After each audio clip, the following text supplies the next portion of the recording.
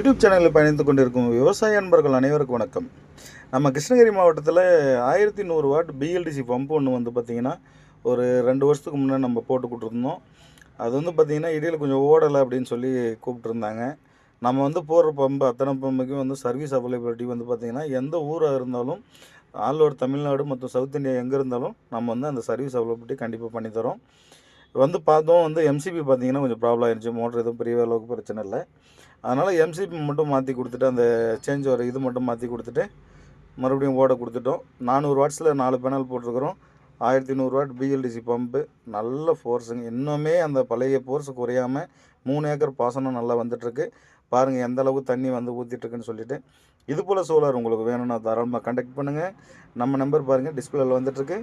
எப்போ வேணால் கான்டாக்ட் பண்ணுங்கள். உங்களுக்கு ரொம்ப ரொம்ப பெஸ்ட்டாக வந்து பார்த்திங்கன்னா நம்ம சோலார் அமைச்சு கொடுக்கலாம். நன்றி, வணக்கம்.